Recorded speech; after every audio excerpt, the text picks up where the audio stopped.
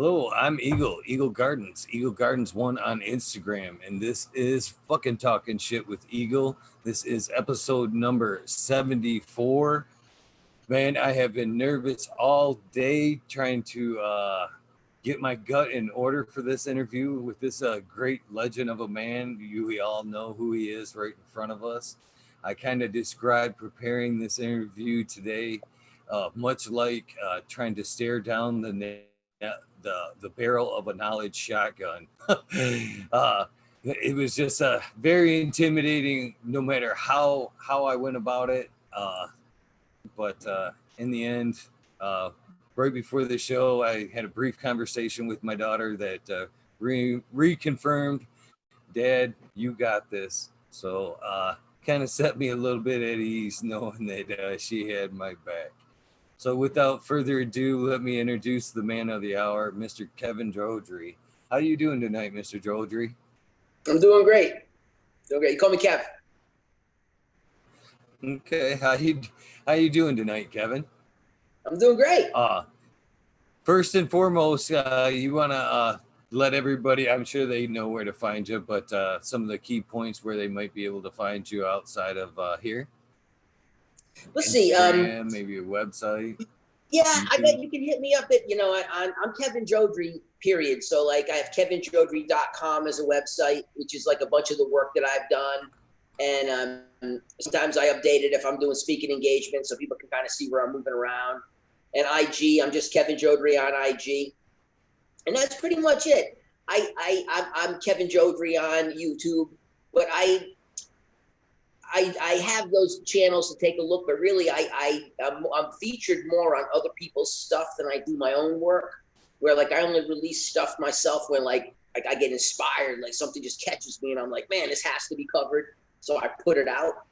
But most of the stuff is just, playlist stuff where you can just kind of search me up. And, just like right now, it's just awesome to get to be able to have a chance to talk to you online.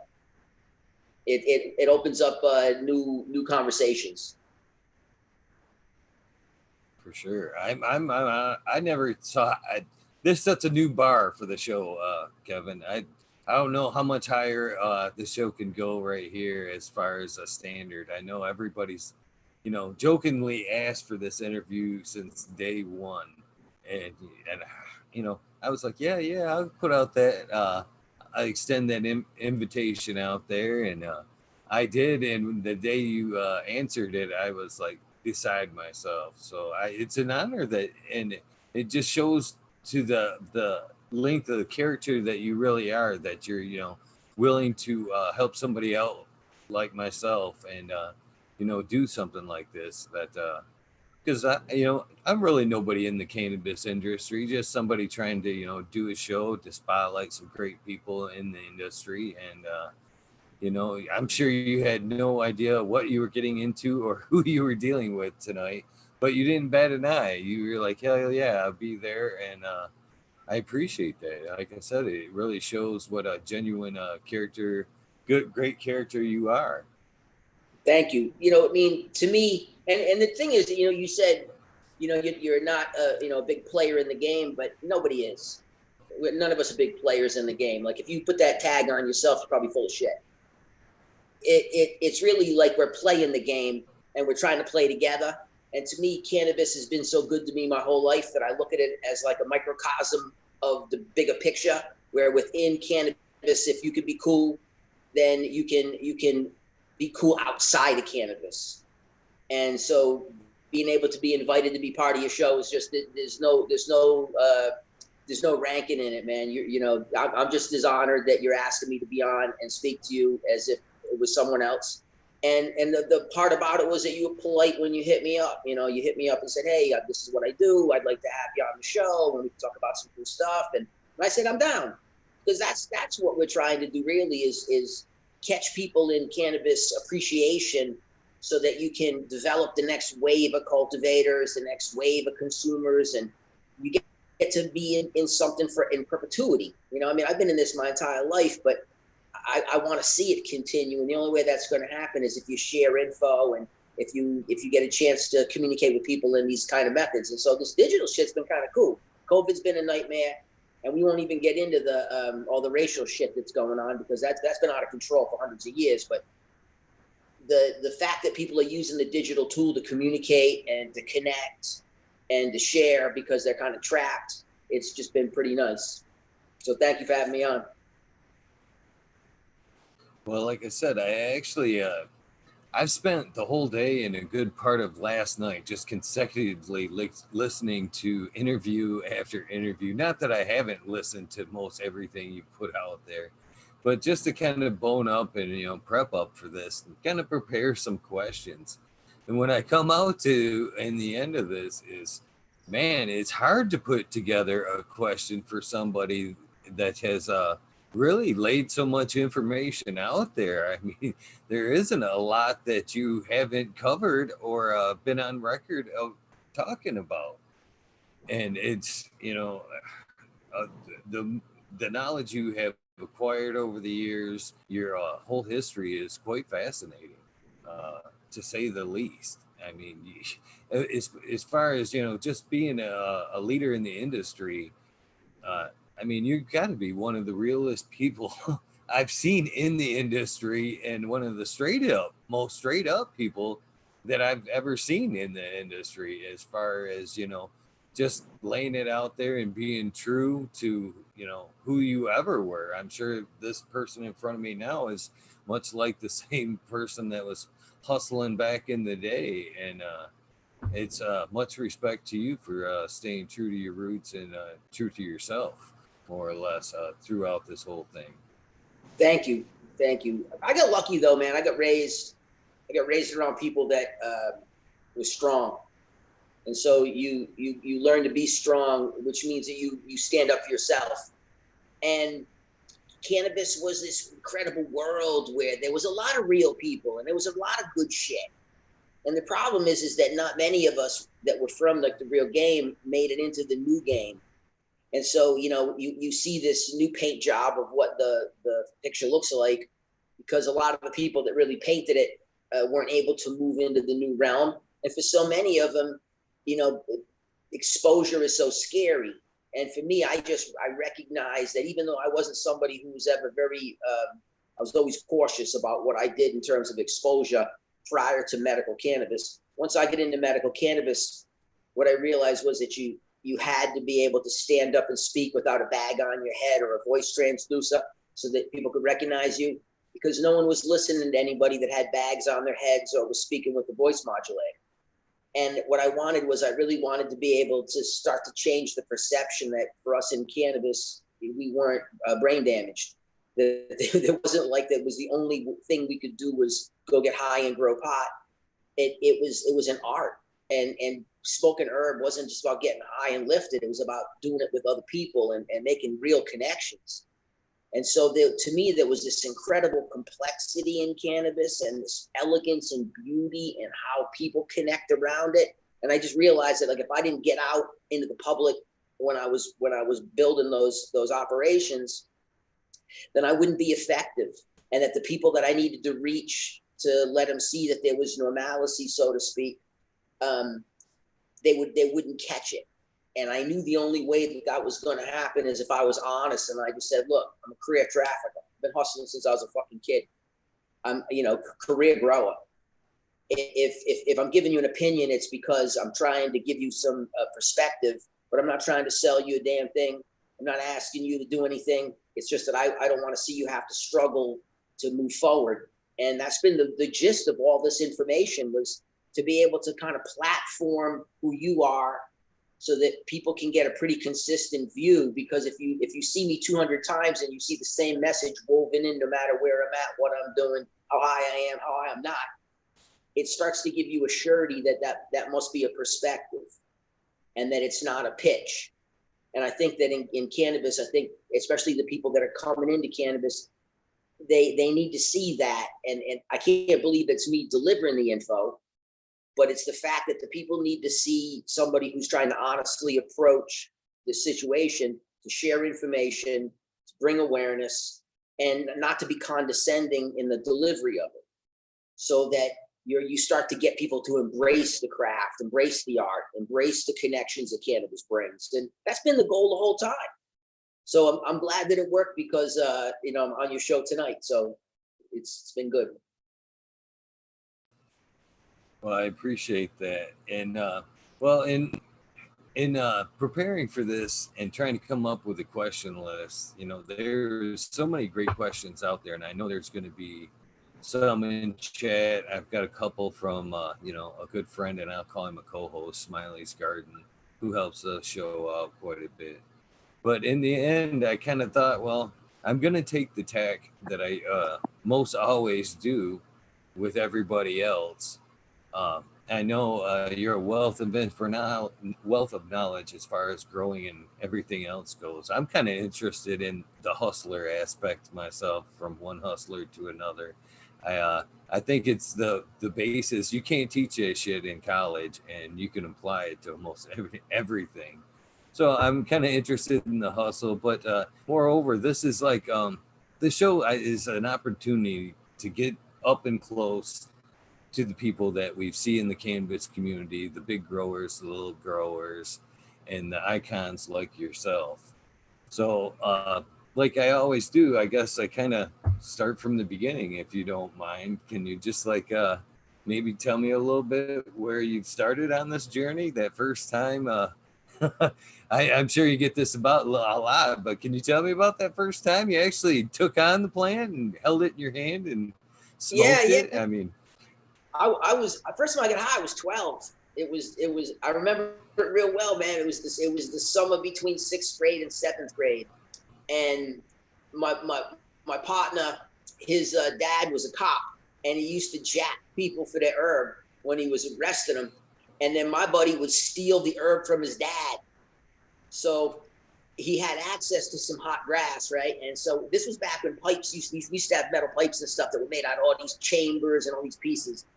And I remember going up on the roof of my house in that, it was like probably end of July or August, and burning up on the roof.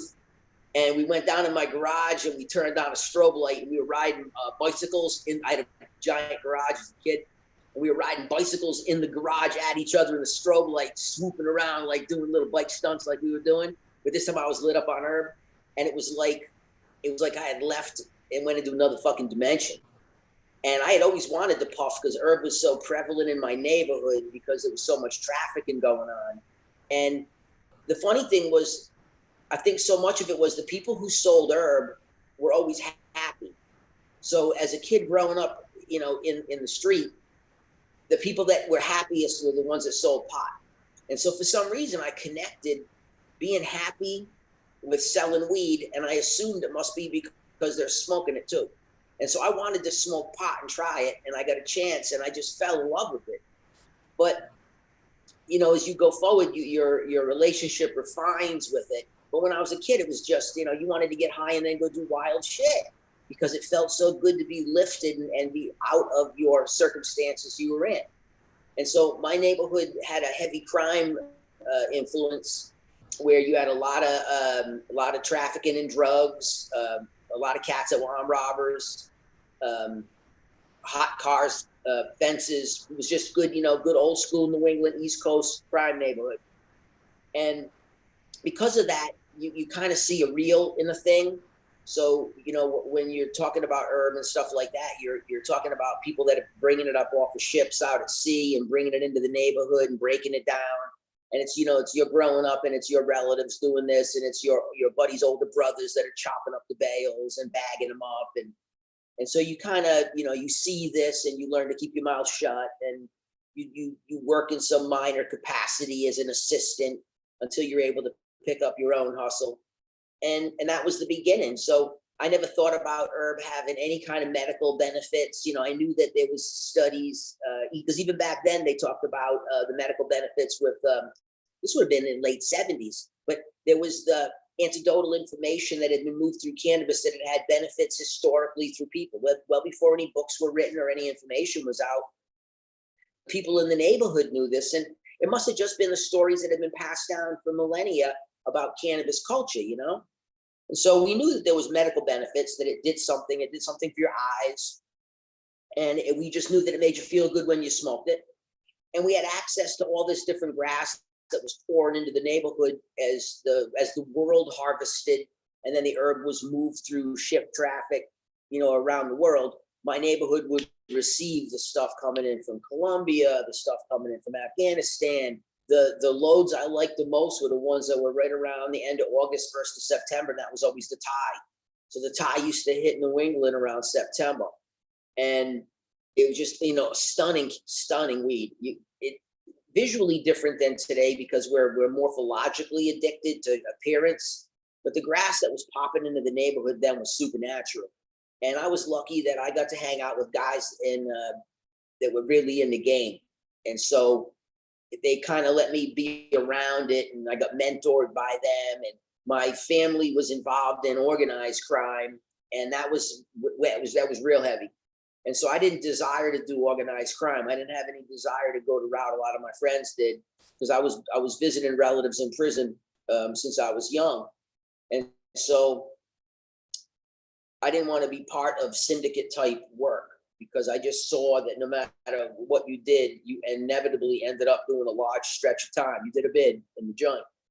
And so herb to me was like this thing that kind of let you enjoy this like a freedom lifestyle, but wasn't violent crime. And I ended up catching a case when I was in like 83, and I spent 11th grade when I was in high school and training school for cultivation and distribution. But other than that, stretch when I was a kid, that was the only time I did in incarceration over herb. I fought a couple of cases as an adult, but I was adult enough to be able to afford legal teams that could fight and drag it on and spend a couple of years to work a case out. That's like the gist of the legal system, is that if you're not financially secure, you're about to get ripped. The legal system is designed to really beat up on the poor and minorities. And so if you're able to make sure you get yourself out of that situation financially, that's the only time you can really work with the legal system. And so I was fortunate as an adult, but as a kid, I caught that case then, and I was just fascinated with grass, man. I knew people that had collections where all through the year they would collect the best grass, and they used to use them in fishing tackle boxes, and they put them in baby food jars.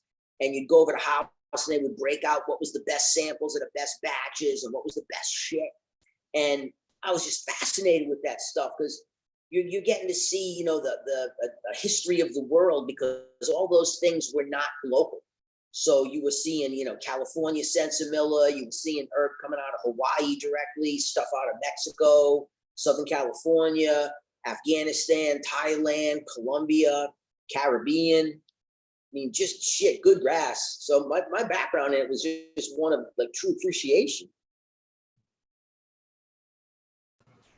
Man, I can't imagine starting with such an advanced start there.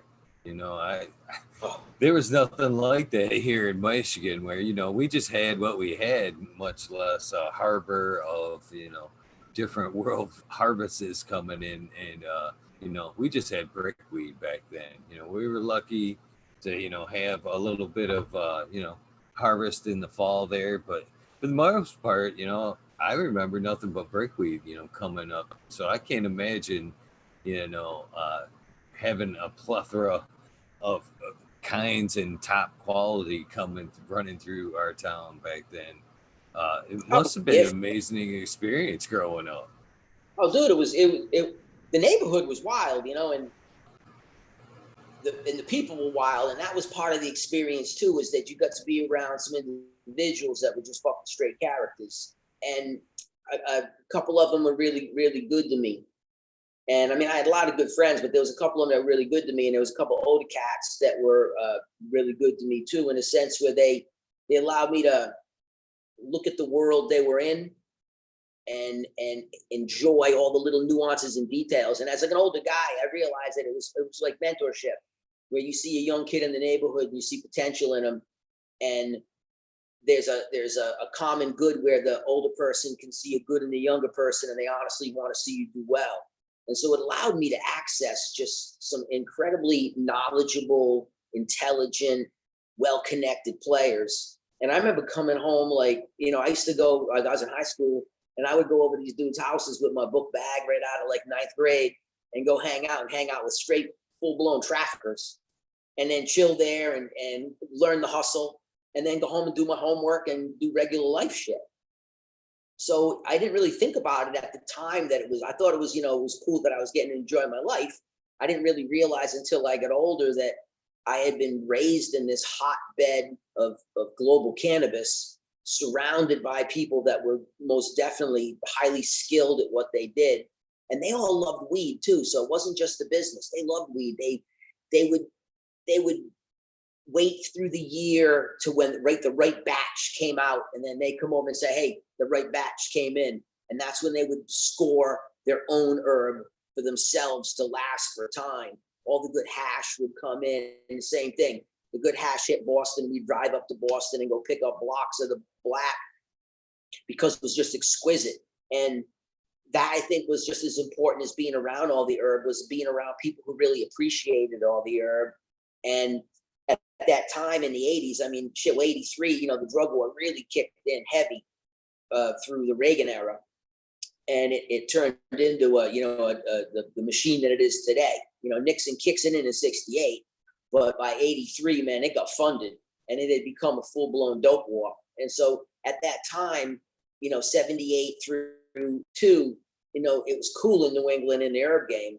And then 83 comes, and all of a sudden they start having, you know, heavy enforcement presence. And that's when all my partners started getting hit and going to prison. And that's when I got caught and caught a case. And it started to be a real change to where they hyper penalized it. So herb was always like trafficking any other drug, really. If you were in herb, you were no different than if you were moving cocaine or heroin.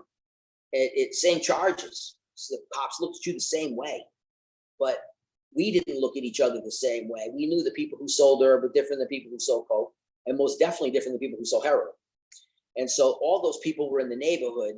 But the herb deal is, like I said, when I was a kid, the cats that moved to herb always seemed happiest. And as a young guy growing up in a hard life, when you see people happy and having a good time consistently, it makes you wonder, the fuck are they doing that you're not doing? And I realized, well, I got you. They're making good money selling herb, and they also behave cooler than average people. There was I'm gonna say a warmth, maybe the right word, where they were you could approachable.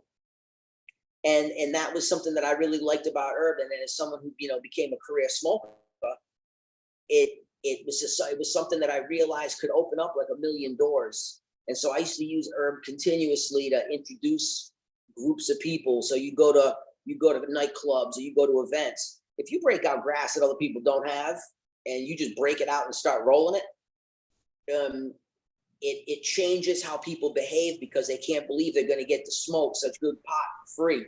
Because usually, you know, especially in California when I got here, herb was like restricted, man, where people were like, a little nugget was highly valuable. And when someone says you want to get high, they give you a little BB to put in a pipe. And you'd be like, what the fuck is that? It doesn't allow you to enjoy the herb. It lets you get high, but it doesn't allow you to feel relaxed with it, because you've made it so valuable that it's a commodity and not a cultural substance. And so because I always had access to large sums of cannabis, I was able to share cannabis and use it to get people to, you know, hang out when we were chilling, and it would allow everyone to calm down and relax. And you'd end up having these really killer connections that were built from very dissimilar people. So to me, cannabis was like this bridge, and everywhere I've ever been, man, cannabis basically opened those doors. And because you're smoking herb and you're meeting dissimilar people all the time, you're learning from the herb to be thoughtful and to be gentle. And then the different people teach you perspective, so that when you're not smoking, you've gathered skills from the smoke and the introductions. And so you take that back into your regular life and you become like a better human. So like the herb completes the circle about how you can teach yourself to see where relationships can be built, and how to approach other people's perspectives pretty evenly, you know, not too judgmentally. And man, it's been just a killer. You know, it's opened up a million doors for me, man. Without every time I think about like how my life went, it was really because I was in service to herb. That when I'm working for the girl, we call it, you know, the queen, but when we're working for the queen, I'm all right. It's just honest service, and you always get rewarded. And she's always made sure there's been enough money to feed the kids. She's always made sure that I've had wonderful friendships to live life with. When I need spiritual uplift and I can blaze. When I'm having medical issues, I use cannabis to help me with medical issues, and it's been tremendous. And so, to me, it's like this. It's like super substance. It does everything. It is a miracle plant. It is. It provides in so many ways, and I hustled early on too. And I'm curious to know. It sounded like when I started hustling, it was like so I could get my herb for free. Like most people, you get three friends that wanted, or at least three friends. Quarter, quarter, quarter. You got yours for free, and eventually that hustle moves up and moves up. But it initially started just to kind of cover my habit, but it doesn't necessarily sound like find hustling for you was a necessity to get smoke. You know what I mean? It sounds like it was pretty prevalent around you. So Oh what yeah, it's instilled the the hustle, hustle in you? the hustling in me was that I came from my family was well to do. My mom was really educated, and my father was a savage. But when they got divorced, some bad shit happened to my mom, and we went poor. And so you go from being pretty affluent, went up to about 12, and then you're poor. And so poverty teaches you a lot about what you need and what you don't. And the bottom line is, man, you need cash. And so hustling was a vehicle to help put money in my pocket to take care of me. And I was living on my own when I was in high school, and it paid for my electricity, paid the water bill, it bought food. Hustling was the herb comes with the hustle, but the hustle is the business end of the herb. And I wasn't working in herb to get free grass. I was using and I was smoking continuously because I'm moving herb. But it was really, the hustle was straight up financially driven, where I was a kid who needed to take care of himself because my situation as a youth was poor. And so I knew what money was, and I knew he no longer had me. And it was not the most pleasant situation. And so, like I said, a lot of my friends got into different kinds of crime, and it was rampant in the area. And it was really like a breeding ground, sifting ground for the mob. So from my neighborhood, you would really pull the good thieves, you'd pull the good drug dealers, you'd pull the good armed robbers, you pull the muscle, and you'd use them in service to the mob. I'm Irish, so most of the people in my neighborhood were, Irish, French, Portuguese, not Italian. So the Italians kind of control the underworld in the East Coast back in the 80s. And the rest of us form this layer below that upper echelon, but it's the real layer. It's the layer where the shit really hit the fan.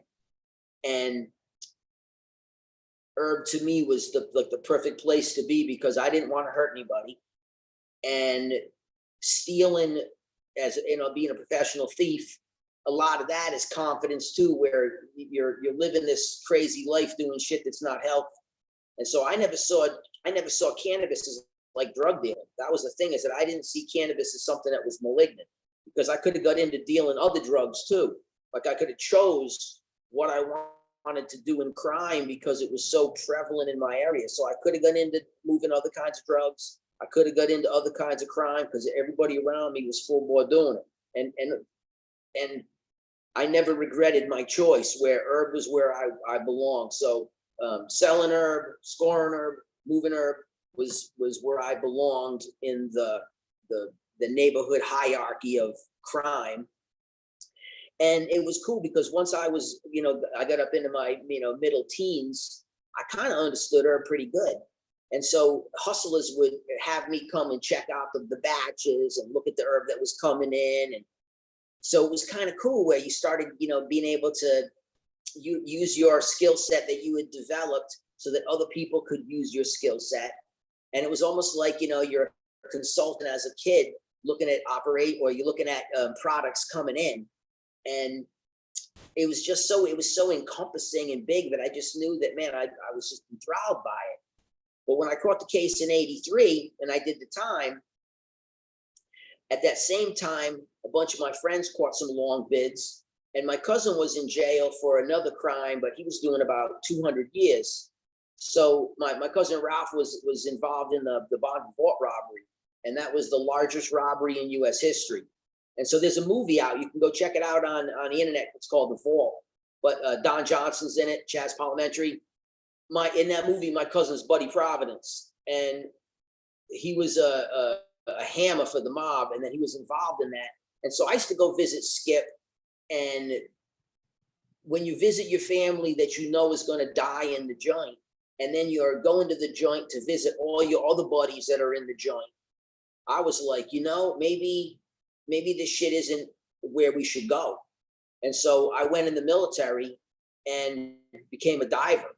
And it was while I was in the military diving that I did an operation with the drug cartel, where we searched a ship that was a drug trafficking ship. And during the search on the vessel for drugs, me and the crew were all chilling in the same spot. And we started to talk about diving because they were all divers too. And the next thing you know, we started talking about drug smuggling and selling drugs.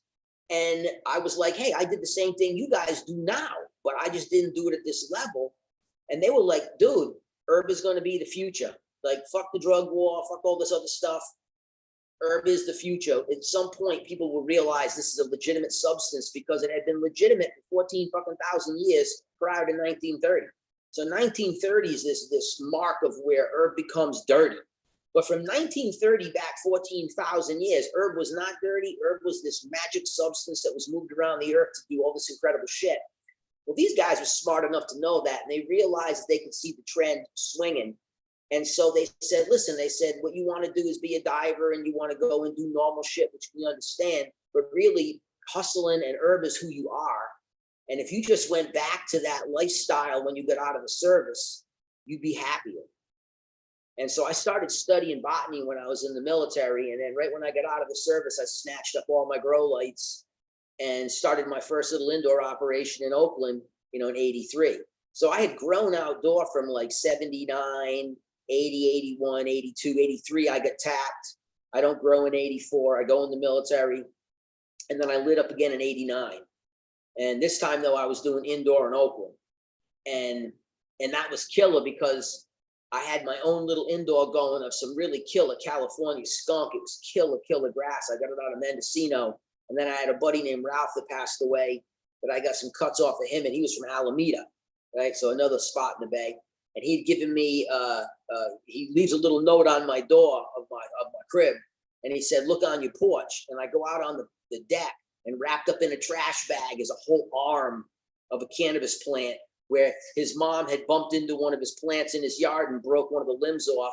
And he wrapped it up and gave it to me. And I learned how to do propagation on that plant. That was the first plant I ever did clonal propagation on, was 89 when Ralph threw me that branch. And I was like, wow. And I knew the value of it. And so I went and got a book on cloning. And I went and cloned it and struck roots, and I grew that. So I had something from seed out of Mendo that was incredible. I had that skunk. And then when I was in the Bay, I instantly started hooking up with cats again, where once I got out of the military, I already made friends in the streets because it's kind of where I was comfortable. But as soon as I got out of the service, the day I got out of the service, I went right back into hustling. And I was moving bricks out of Mexico to the East Coast. And so it was good because the crew that was bringing all the weight in from Mexico, I would take a look at the shipments, and we would start to talk to the people that talked to the growers, and I would show them product that was good that we needed, not what they were moving. And we were able to change the distribution of quality that was coming into the Bay, and at least through that squad, So I got to watch better and better grass keep coming in because they started realizing that it was moving faster and faster if it was better. And so that was like my commercial work. But the pot that I grew in my house, I only smoked that.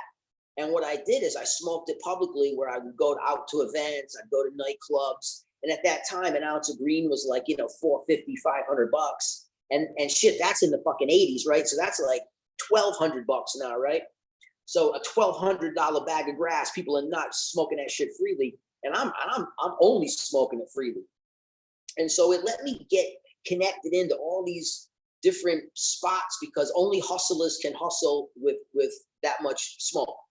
It's if any, you it kind of indicates you have a substance of weight behind you, so other players will notice you, and then now you can meet people that are similar to you, and it started letting me tie into the Bay Area, and I had some really killer Mexican partners that I did the work with, and then I tied into through my brother. I had a brother named Azel who kind of became like really like my older brother, and he's my son's godfather. He passed away a couple of years ago too, but he was from Philadelphia, lived in Oakland, and he kind of took me on as like he was like his last apprentice. And he wasn't a hustler, but he was a mental hustler. But he was connected to a river of people, and through him, I got to meet all these cats in Oakland that were involved in moving herb and growing herb. And it was through that group there that I was able to bring my level of product that I was moving into the system up. And also, they became future clients when I started to build operations because I had a heavy construction skill set.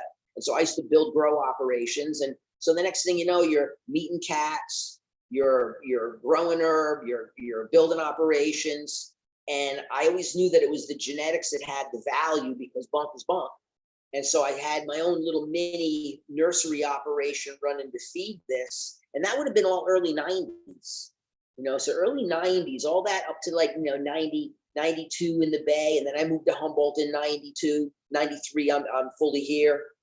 And as soon as I got to Humboldt County, I did the same exact thing, man. I just started connecting with cats that were in the game and trying to figure out where in the game do I fit? And then how do I do a good job so that I can have stability and then enjoy the cannabis lifestyle, which is just cool. And at that time, it was private. So people knew what you were doing, but you weren't running around with the fucking I grow pot shirt on. And you were really smug. I mean, I used to change rigs. I used to change clothes. Like, I had all these operations running all over the place. And so I would change my outfit. So we had grow houses everywhere, and certain grow houses, I made sure that the car looked like a car that fit that neighborhood. And I would wear a button-up shirt with a collar and have a briefcase when I went into the house, and I'd wave to the neighbors and then take all that shit off. And the whole house was a fucking sealed grow. And then I would leave again later in the night so that I didn't have to see any neighbors. But we made everything always look appropriate. If it was blue collar shit, you look blue collar. If it was white collar shit, you look white collar. You made sure that you didn't cause any kind of attention so that you didn't get hated. Because the bottom line is, man, with being in the herb game, everybody hated you because I think mostly they were pissed off that you were happy. You were so happy growing pot, smoking pot, and having a good pot life that the rest of society was furious that they had to go work some fucking job and be angry and be miserable. And they were mad at you that you were willing to take the risk, the crime, the punishment risk to live your life. And so you become this weird symbol of other people's lack of courage. And you're never doing it for that purpose, but you take on that identity. And so you have to be, now that's why it's so crazy. Now we're all running around screaming about how much herb we're growing. But at that time, man, you made sure that you were really cautious about what you did. And you only dealt with people at a certain level. And anybody below that level, you had someone else deal with them, so that you're only dealing with people that were going to get fucked just as hard as you. Once you get to a certain size, you got to be smart who you play with, because people are dangerous when they get angry. And the less you have to lose, the less I have to gain. And so really the only way you can have a true relationship is shared sufferation, where we're all going to get fucked if it goes south. Now you can be cool. That's really when things become okay. And cannabis was that thing. And I think it still is. And I think that, with all this, the racial tension going on, the beauty of cannabis was that cannabis was non-denominational. It didn't have sexual orientation either. So like, you did business with people that were gay. You did business with people that weren't your color. You did business with people who weren't your religion. And because you were making these connections with them, you really started to see humans as humans. And I think that shit it's crucial that the ability to find commonality in all people was something that is needed by people, but cannabis made that shit easy because you could all laugh and appreciate good grass. And when you're smoking, nobody's angry. And when you're smoking, usually you're not judgmental. And when you're smoking, sometimes, you forget what you were talking about. You just laugh. Like that's human, so it was good, man. It's been, the hustle was good. And then I get into all the medical and all the legal shit, and later in the 2000s. But all those years up till like 2005 was all in the game. And then, 2006, I take over a dispensary. So from 2006 to 2020, I've been running legal operations.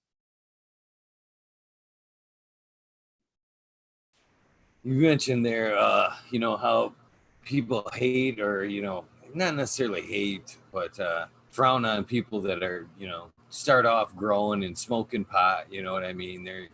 There's that, I don't know what exactly the word to put on it, but there's that hard feeling, if you will, when some people that have that 9 to 5 job, and they're miserable as it is before they even knew that you're a cannabis grower or whatever. But then they find out that you've made that transition, or you're trying to make that transition into a more better life that seems to be more meaningful all the way around. And you're right, even to this day, you get them people that are very quick to be judgmental and lay their negative feelings on it. Like even today, that there's something nasty wrong with what the cannabis growers doing today, and it's sad. I think it's more along the lines of like you said, that they're just miserable that they've taken the career path they have, and they just don't know how to get out of it, and they're just kind of bummed you're enjoying your life and the dedication you have to what you love. They get indoctrinated in the school system. The school system indoctrinates you, and it teaches you some false hierarchy where if you do well, and there's a fucking difference between education and intelligence. People get really confused with that one. That I'm glad that you, and it's not a fault against education, because I love education, but it's the belief that because you're conventionally educated, or you've gone through a specific system that says these things mean you're better or smarter or will be more successful. When that doesn't work, and you see people who didn't follow the same system that are successful, it gets frustrating. And the problem is that, most of the people you see on a day-to-day are middle class and below. Upper echelon people, you don't get to see them. They're living a different life than you are. They're not in the mainstream the same way. They're busy living their lives. But anybody middle class and down, you touch them, you see them. And so for all the years we've been in the drug game, so for me, like we'll say, 83 forward from that, when I got popped, that was also the change in affluency for that group, where the middle class started becoming less and less powerful financially from the 80s now. So for the last 40 years, they've really been on this diminishing curve of value. And so all that rhetoric that they got spoon-fed in the 50s about superiority, and how that generation was able to do all the stuff that they did, and they legitimately did it, but it was almost like subsidized. The government created a system that worked for a specific group for a time. And when the next wave of economic pirates come in and they take away that upward mobility, they didn't take away the educational system that went along with it and changed it. They kept you in the same educational model. And so you're over here putting your heart and soul into this system so you can be a good little soldier, and you come out of it and you're in debt. You can't afford anything. You're not getting respected. And you look over at your neighbor and he's got a fucking boat, and he's got a new truck, and you're hating him because you don't have a new truck. And you look at him and he's like, this prick's coming out of his house at 11 o'clock in a robe, drinking a coffee, because usually I'm coming out of my crib with a robe on outside. And people are fucking hating you. And they're hating you because you're not under the same weight they are mentally, where they bought into the system. And when they yell at you, the thing they always used to scream more than anything was, I pay my taxes. I used to hear that shit constantly from people. And you look at them and you're like, I fucking pay taxes too. I own a company. Just because I'm growing herb and I'm moving herb on the side, it's nothing to do with the other things that I'm doing that are legitimate. I said, so you're over here screaming that you're this fucking upstanding citizen as if you chose to do it. You're not choosing to do it. You're being forced to do it, and you're acting like that's noble. And complying with someone putting a fucking boot to the back of your head isn't noble. It's just you're basically they're breaking you down. And instead of getting mad at the system for breaking you the fuck down, you get mad at someone else. You blame someone else because you can't blame the system. Because if you blame the system, it's going to make you challenge every belief that you fucking had. And you see this with people a lot, man, when they grab an idea and they hold on to it so tightly that if you take it out of their hand, their fucking whole world collapses because that was the kingpin that held everything together. And the truth is that you can't live like that, man. You gotta be open-minded because we don't really know much. I mean, we know that we know a lot less than we think we know. And so since that's the case, the ability to be mentally flexible, emotionally flexible, and be able to use that to steer you, and then you keep some kind of like ethics rigidity where, you know, you make the decision that you're not going to fuck anybody over, you're not going to do fucked up shit to people. You hold that stuff as a mantra. That's just a guideline where I don't need to know anything about you. I just know that if I was in your house, I wouldn't touch your shit. I wouldn't rat you out. I wouldn't threaten you. I wouldn't cause you any kind of strain that made you feel uncomfortable in any way out of respect. That's the part you keep. But everything about what's possible has to be fluid. You got to be able to see the world as this constantly moving kaleidoscope, because it is. And as long as you can maintain, you know, your integrity in that form, and people put that shit on memes all the time, integrity, and I'm like, I don't even know what the fuck it means. But it means you hold the line even when it's not popular. That if you believe you're right and you can substantiate it, then you defend it. And that part guides you with all the other stuff. But mainstream, man, they get put through the school ringer, and then they go into the educational system after high school and they get extracted of all their money. And so they feel that they have this huge obligation to succeed because they're in debt right out the gate. And they go get jobs and they work for dudes or women that are fucking aggressive and shitty. And so they have to put up with it. Most people I know that have mainstream regular jobs drive 45 minutes to an hour to get to the job, especially if you're in the city. Holy shit. And so, you know, you're giving up fucking half of your day just to make a paycheck. Then you get a couple hours somewhere for you. Then you got to get enough rest to repeat that shit. And you look out the window and there's this short, ugly fucking dude who's chilling. And you're like, how the fuck is he chilling? And I'm that short, ugly dude. So it created this just super animosity all the time. And so now it's not there like it was, because you have the ability to quantify legitimacy, where cannabis is most definitely an extremely valuable substance, not just economically, but and spiritually, but they can't deny the medical aspects now. So finally you can say, look, the shit has validity, just shut the fuck up. And it's a craft, and now especially with essential. When they labeled cannabis essential, holy Christ, it broke people's hearts. They cannot believe that cannabis is more essential than their job. They are fucking tripping that their little powerhouse of life was not deemed important enough to continue, but us that are growers and movers of weed are, you know, just fucking nuts. And I love it because it shakes people's foundations of belief. It's good for you. Oh, trust me, I am cheesing in this light right now, because I've based my, I've had, ups and downs journey. I've done a lot of hustling through my days, but I've based my life around cannabis my whole life. I've chosen work, my work, so I could maintain to be able to smoke and enjoy. 48, sir. I'm 48 years old. So I've always chose my career. I've always chose the career path so I could enjoy the plant there. And, I think it's when this all comes about in the essential terms, it's been like, I told you fuckers, you guys, the rest of you guys wasted your time on that alcohol and just all that other bullshit. And here I am, I think I look a lot younger than a lot of the folks I went to school with that are stuck in them dead end jobs and fucking that have been miserable all them years. And then now to, like you said, to be able to get that, essential kind of stamp, for being the caregiver and being in the cannabis industry is like, I never thought I'd see this day come full circle. And it's just amazing to see how far this plant has came in my lifetime.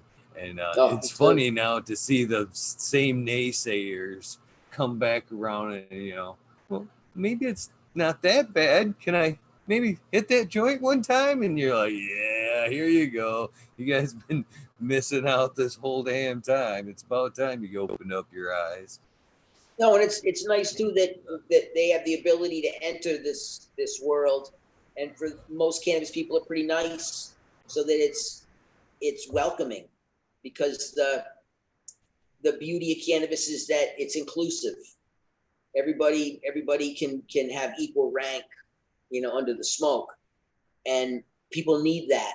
The economic beating that everyone's been taking is unifying, and it helps.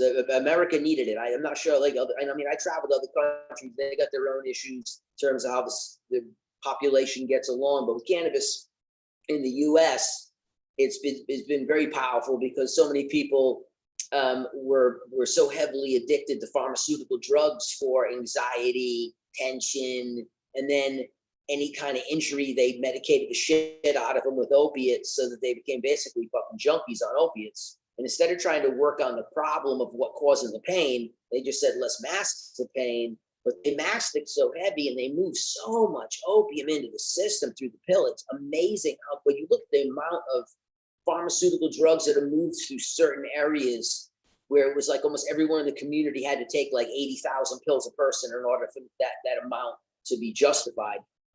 It blows your mind, because they just flooded the U.S. market with psychotropic mood controllers and opiate-based painkillers. And so you have all these people that have been on those for a long time, but the problem is the side effects are killing them, and they need relief because they are in pain and they are having mental issues, be it from whatever. And cannabis is the substance that seems to really do a wonderful job with both of those issues. And so when they come into cannabis, it's a beautiful thing to see, because they bring the normalcy with them, because the more people that agree that cannabis is something that's not a negative, the easier it is for people who are into cannabis to be able to operate. And for me, being in medical cannabis, the thing that tripped me out was the number of people that I would deal with that would come to me too late to be able to really benefit from cannabis treatment. And I'd always ask them, like, why'd you wait so long? And they were like, because we were ashamed that we were going to have to come all the way, to deal with someone like you to get product to heal us. And I was running a successful dispensary, and I never took it personally. I understood what they meant. And I was just this symbol of a failed society, because I didn't follow conventional behavior. And that if you have to forsake all your belief to come talk to somebody who is not in that norm, it makes you question all your other validities. And I was always really gracious to these people, no matter how fucked up they were to me in that reform, because they were under such incredible stress, because somebody was dying. Somebody was dying close to them, and they didn't know what to do. And in desperation, right before the end, they reach out, and all you can do is try to be gracious and help them in any way you can. And I think that was some of the best stuff I ever did in my life, was to be somebody who helped people benefit from cannabis in a form when we really knew there was not going to be much benefit left. And it was about how you served and protected and tried to make feel almost like hospice. It made me understand like the value of hospice people, where they dignify the end of your life by allowing you to die with some grace. And to be able to, be part of that was an incredible gift. And cannabis allowed that to happen. But it's the same thing as all those individuals that need cannabis. They need to be able to access it when it's appropriate, not when they're at the very end of the desperation chain. And then for people who are feeling stressed out, little herb is nice, because you puff it and it goes away. If you're having hunger issues, you puff some herb and get some appetite. sleep issues, you can puff some herb and you can get some rest. If you feel some anxiety, you can puff some herb and calm you down. It allows you to use a substance that's been used 14,000 years in every form known without really any side effects. And some people have reactions to strong cannabis. High THC cannabis can really twist some people if they're not, mentally locked down. But for the most part, man, herb is this magic substance that just does all this crazy shit. And for us that are like, people have been in, your whole life, because you're only 6 years younger than me, you get to enjoy that transition with them, where you get to see people enjoy pot, you get to see them happy, and you start to see them question other aspects of your life. As soon as people start burning herb, I noticed that they hair, if they had hair, they grow it longer. If they didn't have a beard, they get a little beard. If they had regular, tight clothes, they go into looser shit. Like, they relax and become more who they want to be. And I love that, because it lets you see people for who they are. And, I think we need that. We've been put under this system that shapes your identity, but you can see it coming apart at the cracks right now. The whole fucking country's rioting over these structural constraints that are faulty, and you have to break them apart. And I think that, cannabis is one of the substances that allow that to happen. It lets people find that common. So you kind of led me up to, through California to the dispensary there. What did you question your sanity there when you decided to go legal?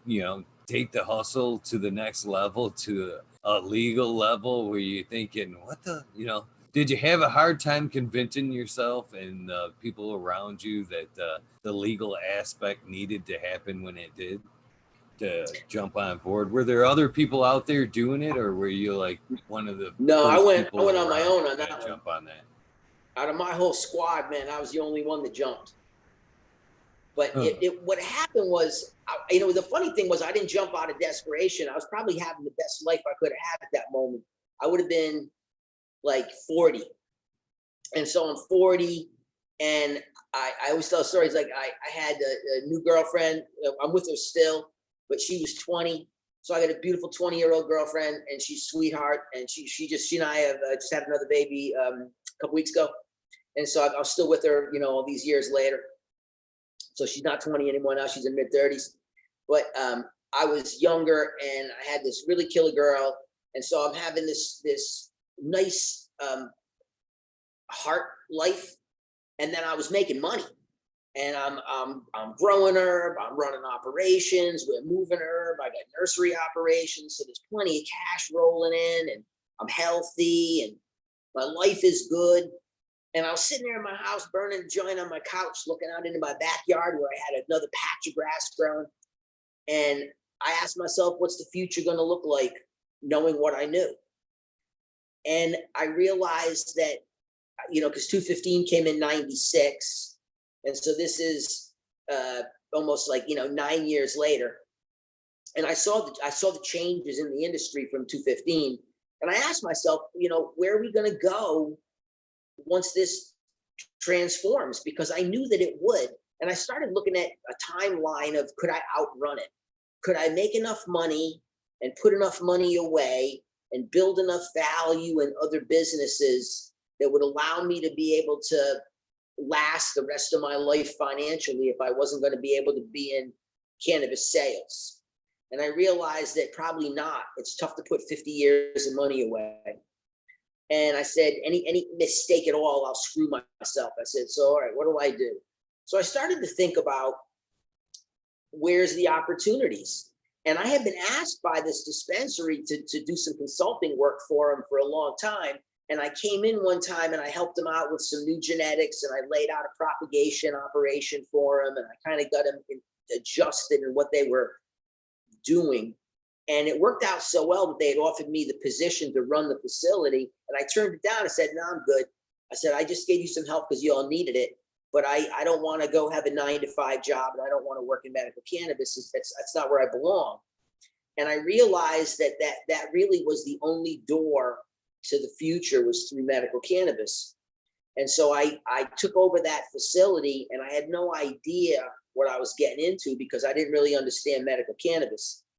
And it was amazing how when you get to be around people who are struggling and you're actually trying to help them, the humanity that occurs. And so for me, going into the dispensary end of it was extremely humanizing. And I took my skills into it, and we instantly, I took that facility and we blew it up financially. And then we took a #1 dispensary in Northern California 2 years in a row. So I didn't even know there was a competition. I just know that I came in, took it over. We won that first year. And someone said to me, I said to someone at an event, I said, hey, I didn't even know there was a fucking competition. And they said, oh, you got lucky and you won it out of luck. And I was like, oh, fuck you. I said, man, we worked hard to put that operation together. So we purposely tried to win it the second year, and we did. And so once you repeat, you're good. You don't got to chase any more goals. Like really, like you pull it twice in a row, you got a plan. And the focus there really was working with patients and working with the public on how do you keep cannabis moving in the way that it did prior, because legalization was looming. We knew we could see it in the horizon. 215 was medical defense. And so people didn't really understand how to operate in the new world, and the things that people were buying were changing. And so we were able to help farmers switch into products that worked, switch into increasing the quality of their products, helping individuals work on stabilizing their own medical needs through their own production operations. I put together all these neat little clusters of cultivators and medical people that would all work together collaboratively to generate product so that the cost was at the barest minimum so that everyone could afford it. It was just killer, man. I got to use all my skills trying to push a medical agenda in an area that was as cannabis as could be, but had a weird view on medical cannabis because it was so contrary to the hustler game of Humboldt County. And so people thought I had just fucking lost it. They were like, dude, like you gave up your life to go get a job at a dispensary? And I'm like, no, I'm building something of value and I know what I'm doing. And we became very successful at that facility. And I ended up picking up another operation that I took over completely as mine. And that's when we started the Wonderland Nursery op, which was really the first true nursery in the United States, where you could come into a facility and purchase the plants that were bought and created at that facility. So no other nursery existed that was a true licensed operation. There were collectives who sold to dispensaries. I was the dispensary who only sold plants. And it worked out beautifully. And we had a huge impact on the industry, where when the state came in and we were doing some work, they estimated that the impact on the industry might have been up to like 125, 150 million a year in impact. And so over the 5 years that we ran that operation, moving that quantity of stock, we might have influenced over $1 billion of cannabis production in the system. And so that's not bad to be able to say that you had $1 billion worth of influence in a model. And it was always about putting better pot into the system, better clonal material, better cultivation techniques, understanding how to place and move the product better, how to develop younger people. So we started, really for years, I always tried to develop younger people around me and highlight their work so that they would be able to move forward past us. And that habit of doing it, I brought that into the dispensaries, and we started building all these seed people, where we were the first store to carry their seeds. We were the first ones to use their stock in a production model so that the mainstream could experience the product. And so it was great because you get to develop young talent and you get to give them the credit so they benefit from it. And so you become like a success incubator. And that's really how I see all that time, was that I would have stayed with what I was doing because I couldn't have been any happier. I had a beautiful new girlfriend. I had a beautiful life. I had plenty of time. At the time I had my son, who was probably like 14 years ago, he was 11. So I had an 11-year-old, and he and I used to travel around the world together. I used to take my son with me traveling around the fucking globe. So, I mean, I'm having this really killer life that I didn't have as a young dude. And I just knew that the game was going to change so dramatically that if I didn't move intelligently, I would just be wiped out in the future. And then I knew that I didn't belong in the mainstream, where I know that I can integrate into any situation pretty much. And I have a really diverse skill set inside me. My innate skills are there, but that's not where I like to be. And so I knew I was going to be fucking miserable if I wasn't growing herb, selling herb, propagating herb, being around herb.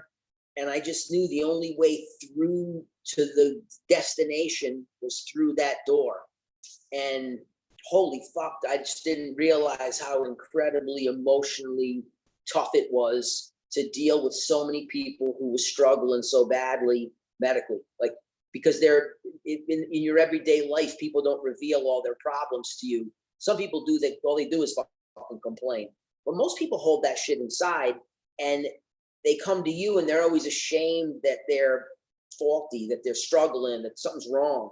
And so when you make people comfortable, they'll confide. And when you hear the story and see the truth of it, you're just like, holy shit. And it makes you understand why doctors are all fucked up, why nurses are all fucked up, first responders. Because when you're around constant pain that you can't heal or fix, there's nothing you can do.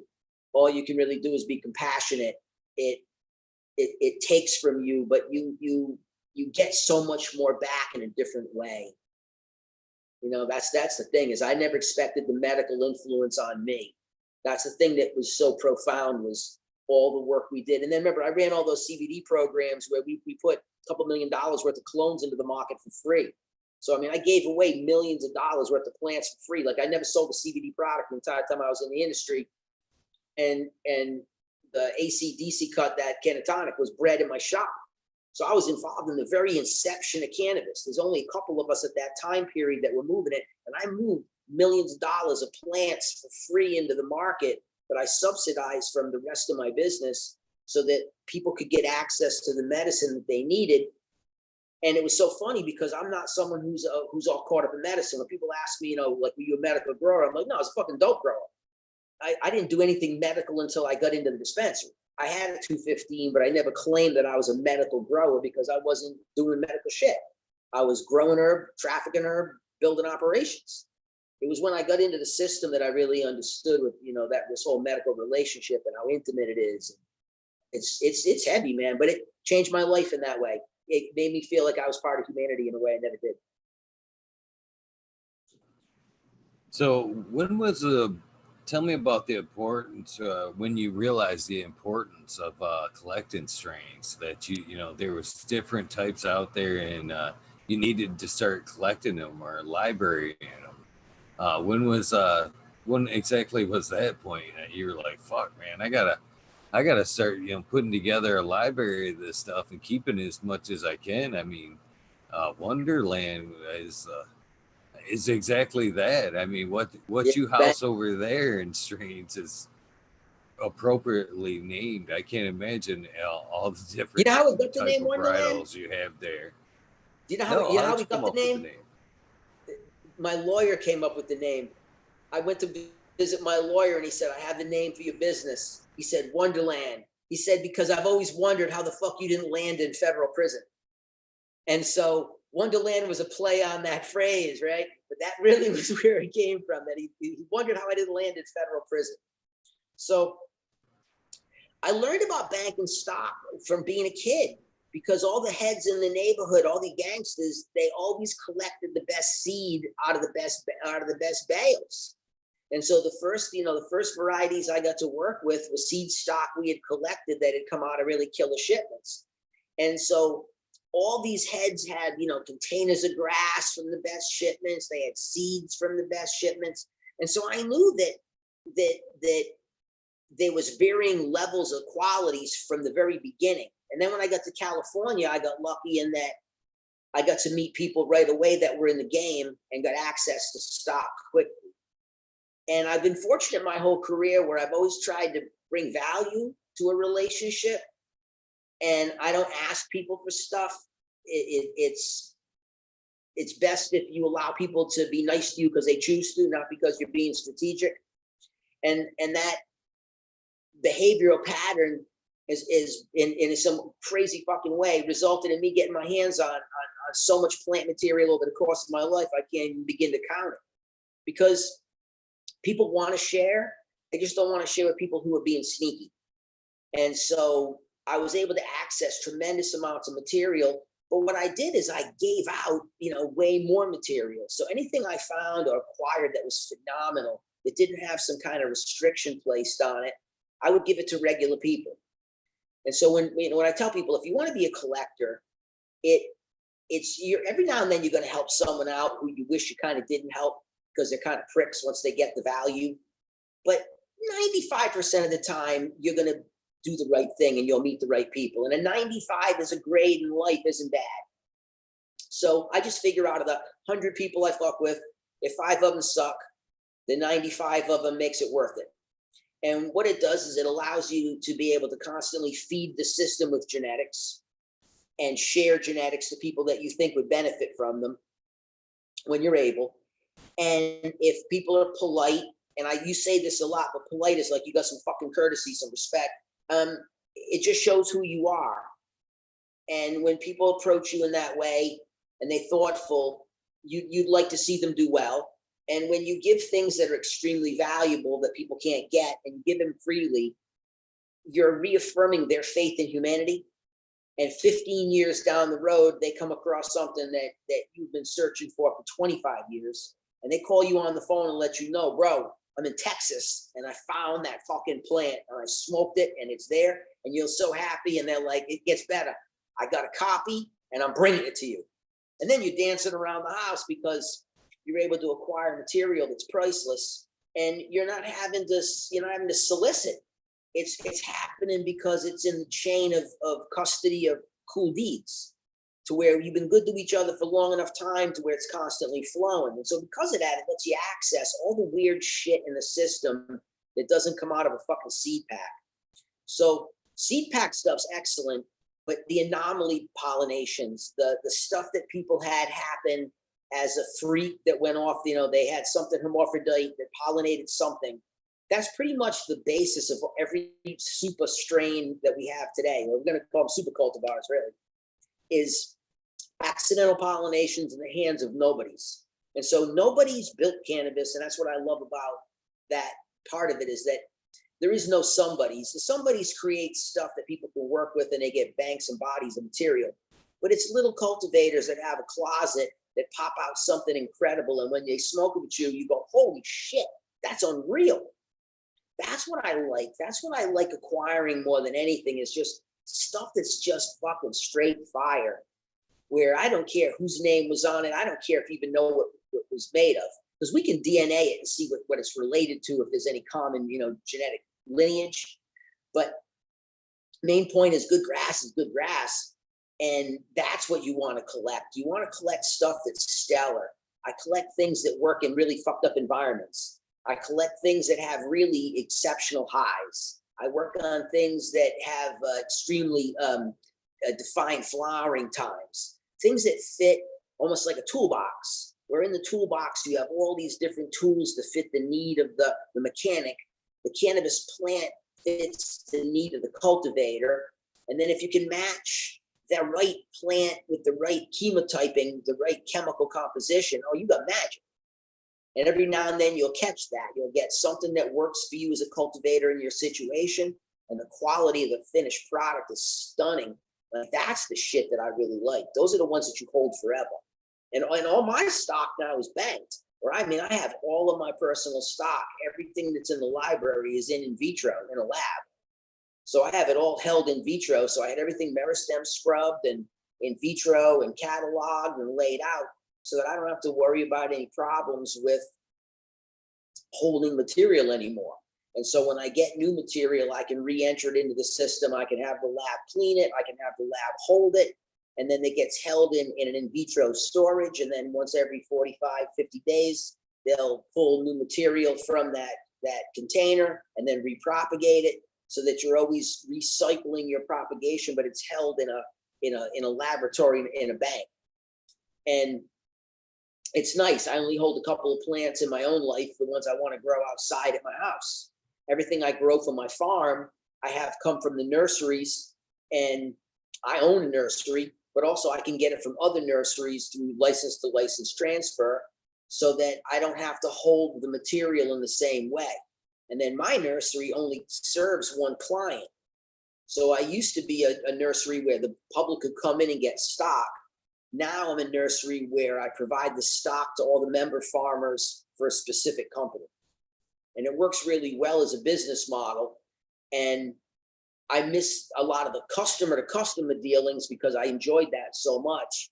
But with legal cannabis, you know, man, it is a meat grinder of an industry. And so you have to make moves that are smart, that allow you to keep your workers employed, that allow you to keep the business moving. And we went to that model, and it's been really good for us. And it's good for the group too, because it puts them into a cluster of guys that want to, you know, do good work.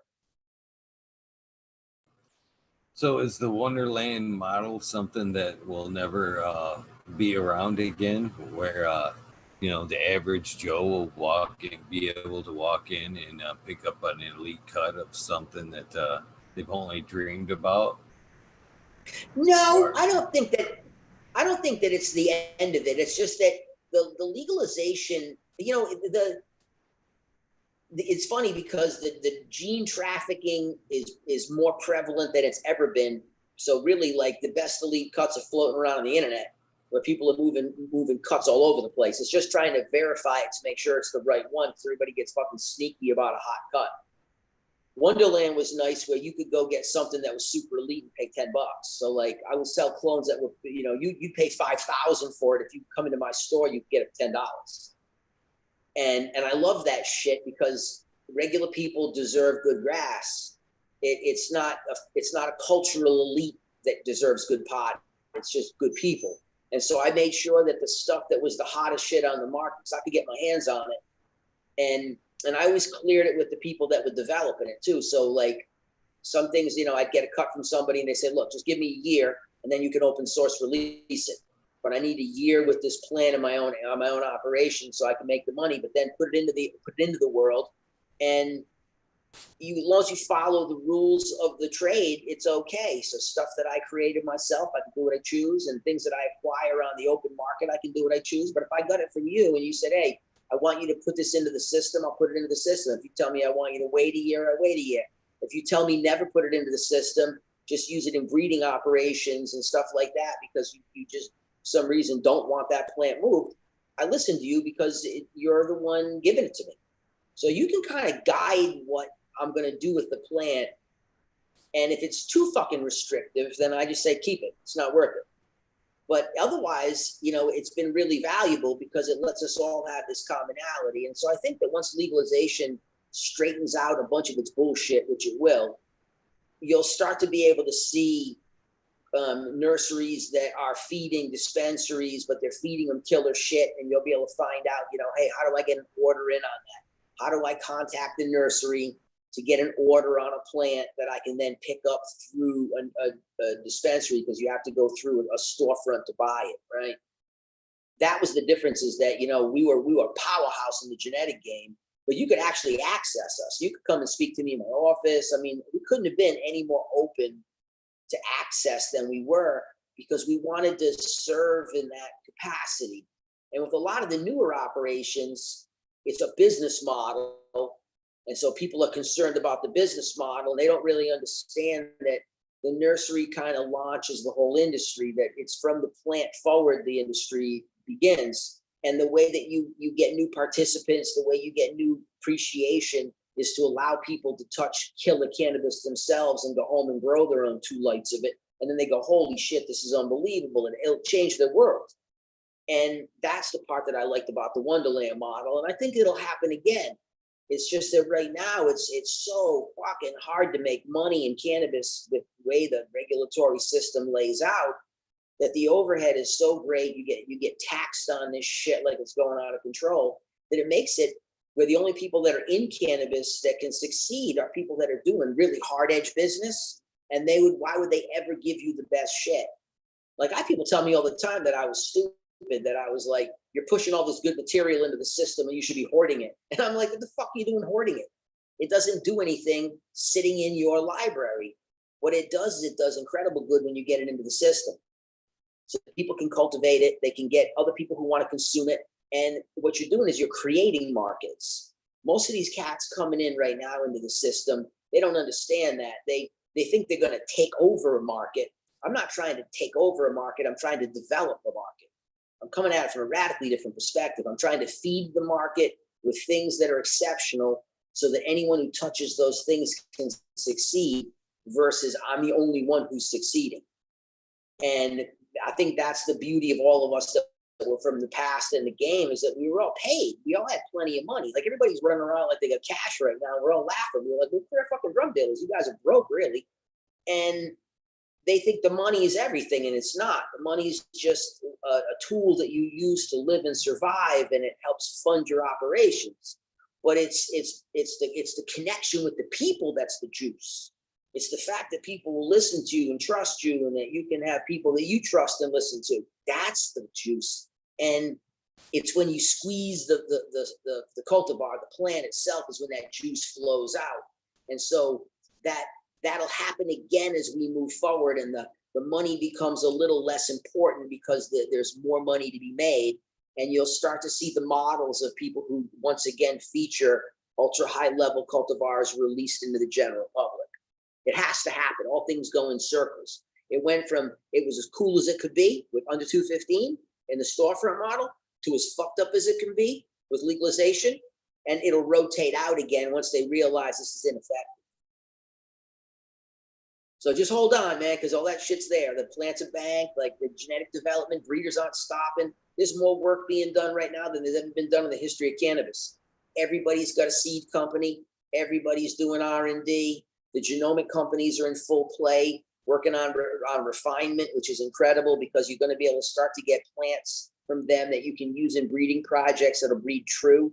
So you'll be able to bounce cultivars that you pick up against the known male that throws known traits. So you'll be able to start to dial in your own projects to fit your needs, which is really what it's about as a grower, is to fine tune your process by optimizing all the things under your control. And I mean, so the genetics game hasn't even begun. We don't even, people have no idea. They think cannabis is done. And I'm like, you have no idea. It's just about the launch. And the number of people that want to play with cannabis, grow it, touch it is just supernatural. So yeah, I think I have high hopes for a better future. Right now it's a transition. We went from just killing it to getting killed to we would kill it again. And that way the mainstream people that aren't in, hustle cannabis can access really good material. So when they grow the herb in their backyard and they smoke it, they grow it in their basement, they grow it at their mom's house because mom's got a nice garden in the backyard. That gives them enough grass to smoke for a year. I love that. And I own a storefront, but I would much rather have you, because people are always going to buy from a store, but I would rather have as many people as possible grow their own products so that they have that freedom. The ability to grow your own herbs so you're not dependent on the price of pot changes incredibly on how you utilize it. You feel so much better when you roll a joint and you don't have to go, ooh, I only have $7 left of weed to smoke this week. I have to be careful. You're like, I got 3 more fucking pounds of it sitting here. You're just smoking the shit out of it if you want. That's a privilege. And only people who've had weight know that privilege. And it's a gift. And that's the gift that I really wanted to see people have was this is how you grow enough grass to satisfy your needs. And this is the right shit to grow. I believe the thing that made Wonderland and what most growers appreciated about it was if you were able to get there and get in and get a cut of whatever, you could go home knowing that it was a good, healthy cut of whatever in the hell it was supposed to be. You know what I mean? Yeah, what it was labeled was what you got. You didn't have to go home, grow it out, and then, second guess it almost the entire plant, the life of the plant, rolling it up with your buddies. Do you think that that's really the sour diesel there? I mean, it tastes close, but when you got a clone from Wonderland, you knew exactly what was on the tag was what the hell you got. And you mentioned seeds out here. I mean, even with that, I mean, there's so many pollen being chucked out there, and there's nothing wrong with that. but I think there's a lot of watering down and a lot of you don't exactly know what the hell you're getting until you grow it out and have it tested. I don't even think a lot of the breeders anymore are confident in knowing 100% what they've got before they've crossed it. I think they're just like they pop something, found a good pheno, and that's their next step. They're already breeding with it without running it a few times and actually seeing what it's capable and the characteristics of it. Then it's just oh, this looks good. Throw some pollen on it, and then it's out there being sold already, which is sad because it's ultimately kind of it's nice to see all these strains, and if they were being tested, I would think we're getting somewhere because there'd be little markers here and there you could go back to, but that's not going on, man. It's just like just seeds, seeds, seeds, and it's just getting. So I think at some point we just might end up with a gray area in cannabis where it's been so blended. If we don't, there's not people like yourself that are taking time to make sure things are done right and cuts are held in the correct way. Well, kind of, like there's lots of us that hold material for time. So, there's people all over the world that are bankers. I call them librarians. But when you want to have something come out phenomenal, you have to have participation, so that the more people that are involved, the greater the chance are of something supernatural happening. And you're looking at the evolution. So right now everybody's working their components, but you'll start to see people being able to go back to working their own line, and they'll be able to start taking their time and then developing something for them specifically. And so I think that what you see now is whatever's trendy on the internet instantly becomes the cultivar du jour. So if it was Triangle Kush, it's in every hybrid. If it's Purple Punch, it's in every hybrid. If it's a Skittle, it's in every hybrid. They put it into everything because it has a value. All those three plants have values. That the purple has a visual and a morphology that's phenomenal. And the TK is just some fire ass OG progenitor. And Skittle adds a flavor component that's just exquisite when you lay it into a hybrid. So there's a reason why they're there. It's just that you just see a concentration and they jump out and then it goes away. But that's how it always is with trends. And so what you have to do is you got to get more participation. And then people can start to slowly work the directions they want to where you have something that's pretty stable in terms of its breeding, so that when you do breed their line, you get a pretty even distribution. And I have stock like that. I got some good stock out of Utah from a cat that is a good breeder out there, Party Gear. And he had like a 14th generation hash plant out of like Utah up in the mountains that I got seed from him. This shit was identical. I'm talking like a stable, rock solid, stable, good hash plant.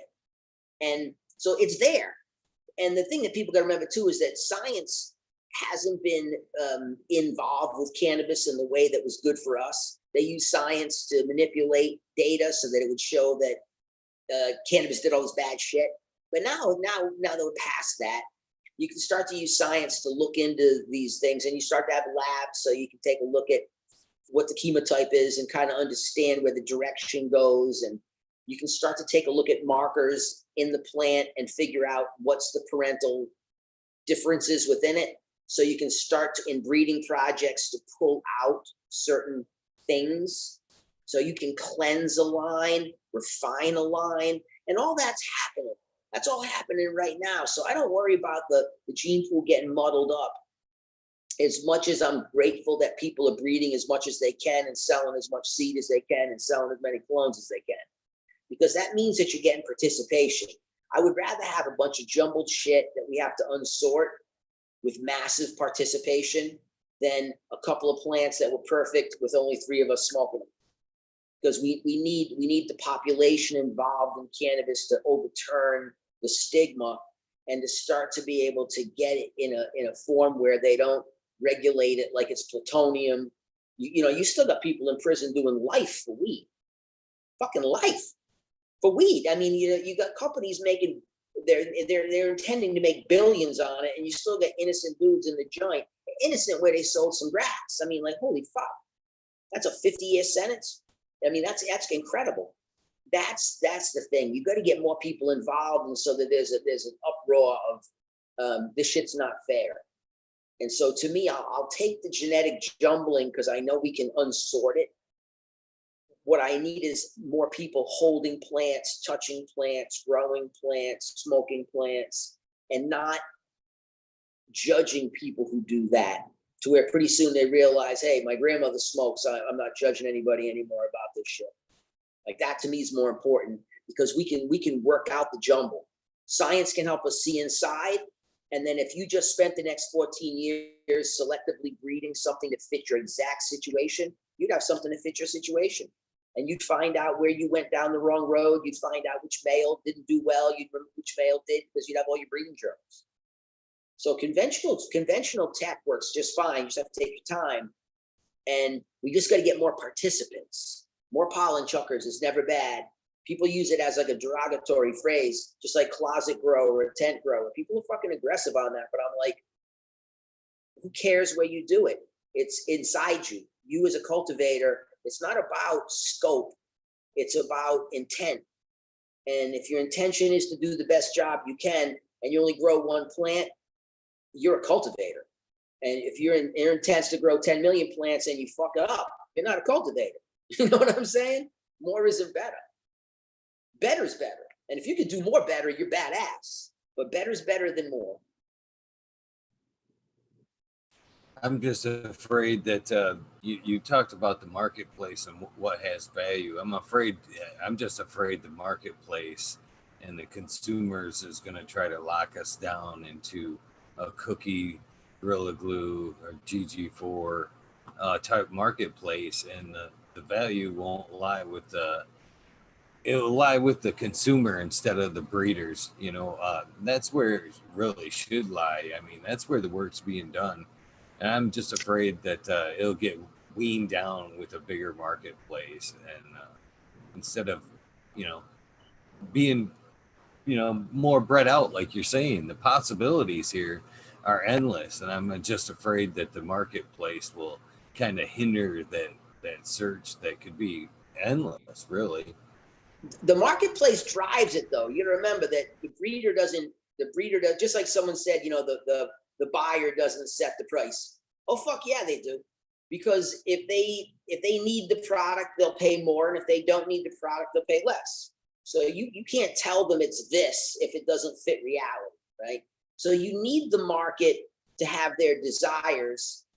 And what you do is you don't look at it in a bad way. You look at it like, okay, what do people like? And so Gorilla Glue is same thing. Gorilla Glue done well is damn nice. And it wouldn't be so popular if it was bunk. Why are people buying it? Like, that's my point, is that these aren't bad. That doesn't mean it's the most exquisite thing you've ever seen in your life. But for some people, it is. For some people, they love a good Gorilla Glue, and that is their preferential smoke. And when you do that correctly, it couldn't be any prettier, couldn't have a better, richer smell, good full in the mouth.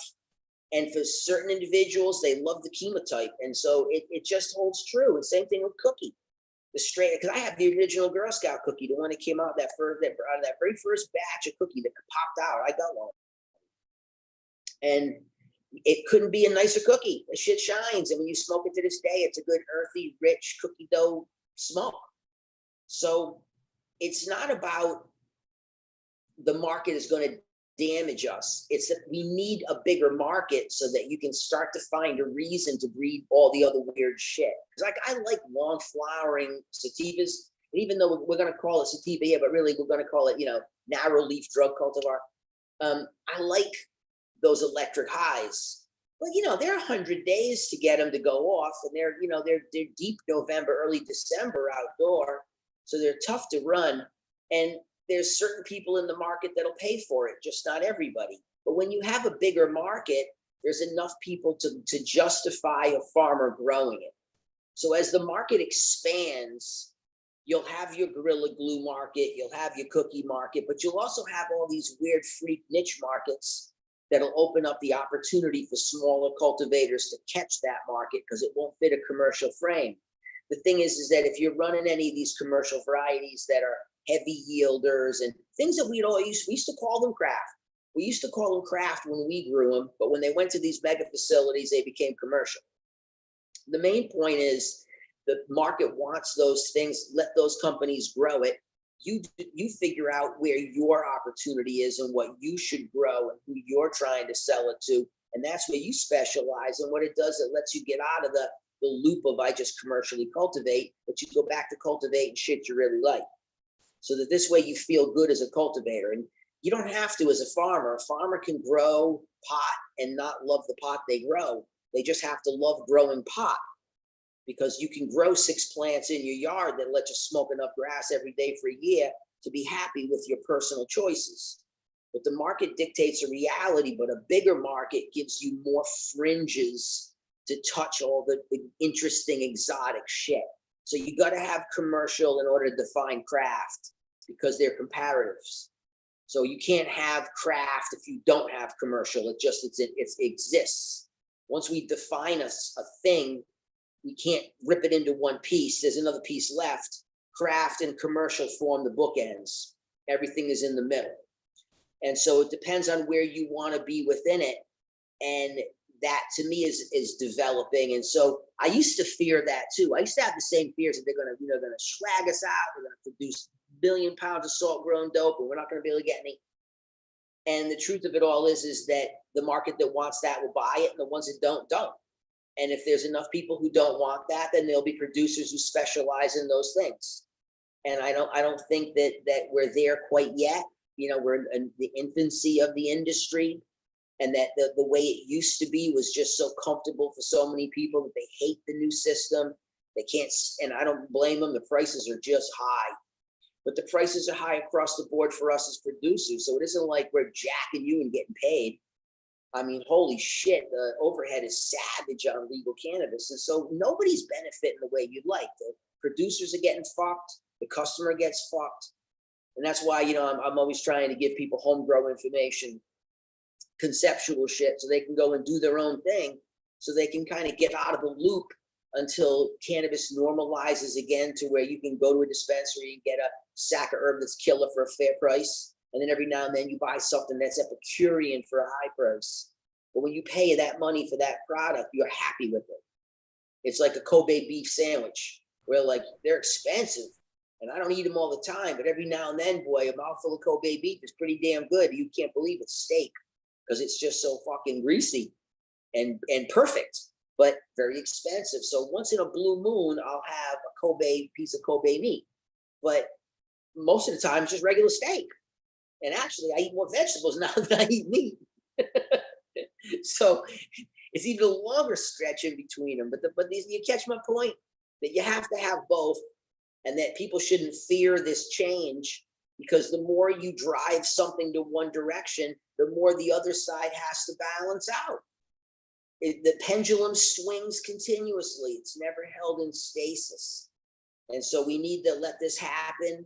And then you allow individuals to enjoy grass. And if you and 5 of your neighbors are all into smoking and you're all smoking different shit, you all get to mess around. And every now and then, but usually like once a year, one of you will find something phenomenal in the hunt, and you share it with your squad. And then you're just swimming in good grass. That's what I'm lucky, is that everybody I hang out with is mostly into weed. Well, not everybody, but most fucking everybody. And so it's never ending new shit coming through the pipeline. Every time I turn around, someone's got something that they bred, created, found, hunted, developed. And so it's this never ending wave of newness. And it lets you always experience stuff that's, on the trends and on the fringes of what's possible. And then you still like the stuff that you like. My favorite smoke is an LA Pure Kush. It's a heavy, earthy, coffee, chocolatey, make you sweat. You get so high when you puff it. Like, that's my favorite herb. Now, it's not a heavy producer, and it's PM prone in moist environments, so it's not good to grow in certain situations, but it does well for me here in Soham. But the quality of it's excellent. And if I had to get dropped on an island with only one cut, it'd be that cut. Unless I was in the tropics, then I'd have to take something that worked. But if I wasn't in the tropics If I could be put into an area that the latitude was conducive to that type of hash plant, I would smoke that shit every day because I never get tired of smoking it. I never get tired of the mouth, and I never get resistant to the high. I don't give a shit how much I smoke. If you smoke a joint, you smoking 10 joints today, you wake up tomorrow morning and burn one, you fired up. So, you know, there's things that I dig for myself that are just my favorites. And then there's stuff that's all the new stuff we get to try out and test and examine, explore. Like, that's what's really interesting. All the millions of combinations. It's unlimited. And the more people that play, the better, because it keeps creating tolerance, and it creates the excitement. And out of these new generation people coming in, these younger guys and girls coming in, they're going to do stuff that we never could because they don't have the stigma we did. They were never exposed to cannabis in a negative way. They went to college and got a degree in cannabis horticulture specifically. Like, all that shit's happening right now. Imagine what they'll do as we go forward because their mind isn't held up on drug war bullshit. You know, that's always been the dream, is to get the fucking bullshit out of the system so that people can shine and you can get creativity that's nonstop.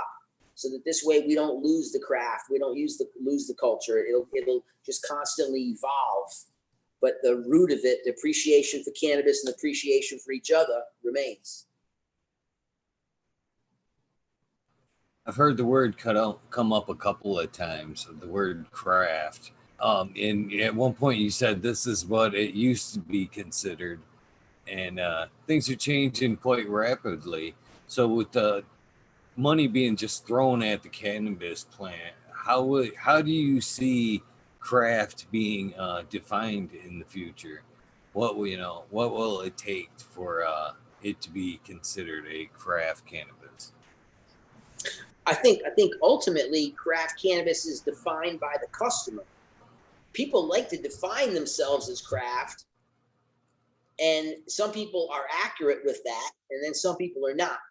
And so what you hear a lot now on the big level is, you know, craft at scale. And I'm like, they're fucking oxymorons. They can't go together. Craft is about attention to detail, and it's about choosing things that aren't necessarily easy to cultivate or convenient to cultivate, that require a higher level of work inherently to produce it. That desire to work with the things that aren't simple, the things that are complex, because ultimately you want to give the customer something that's complex. That's craft. It's about diving deep into the art of the job and working with the fringes, working with the things that most won't work with, and having people who purchase it. So just because you do all that and no one wants to buy it, you're working in a craft methodology, but you're not able to identify customers and tie into them. Once you get a customer base that likes your product and appreciates your attention to detail, you're a craft operator. And if you're just growing it for yourself and you're putting your attention in, you're a craftsman, because you're working on something with care and attention to detail. And I look at it like a trade. I always have. I look at it like it's a trade, and you come into a trade and you're an apprentice, and you get to touch the tools and work on the stuff, but under supervision. And then you get enough practice and experience to become a journeyman, and they can leave you alone on a job. And then once you get qualified as a journeyman and you elevate your skill level, you become a master. And a master means you can run a project. It means that you can look at a project and set up a project and manage journeymen who manage apprentices. So, there's this evolution. And so once you are a good, competent operator in any craft, you're a master, right? Just they put the word on it like it's some kind of fucking Jedi shit. And I'm like, no, it's traditional trades words. So don't overemphasize it, but don't underemphasize it, because there's a value to it. It just says you're competent. And so now you could be a master operator, but you're a master at what specific? And so you could be a master at craft operations, or you're a master of commercial operations, and they're different. But both of them are masters because they're doing the best that can be done under those constraints. And so for me, the craft of cannabis is the care and appreciation so that the end product is best. And it's not just about, does it look best in the bag? If that's important, that's important. But ultimately, will the consumer buy it twice if they have choices? Where if you had the opportunity to consume whatever you wanted, would you buy that shit twice? And if you'll buy it twice, if you'll spend money 2 times in a row for the product, you know that you caught their attention. They bought it the first time, you might have got them on some good advertising. But they come in and they have choices and they buy it again, you did something right. And that has to be recognized. And if it's commercial, it means that you did it well enough to make the price point cheap enough and the quality high enough to make it an attraction.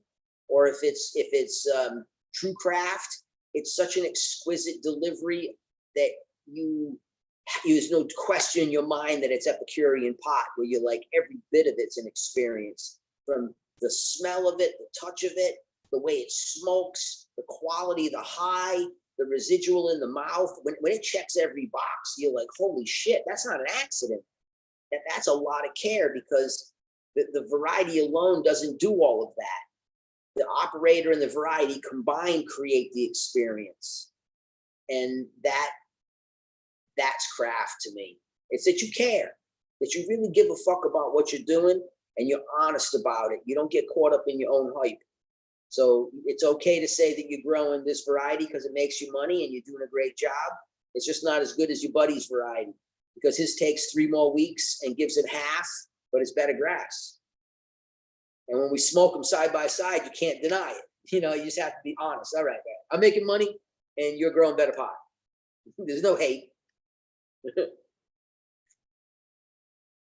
You were one of the first people to anticipate the hydrocarbon extraction side of things coming on. Did that market exceed what you seen coming at that point? I mean, it's huge these days. I mean, at some point, do you wish that you would have kind of weighed a little bit heavier on that side of the pendulum?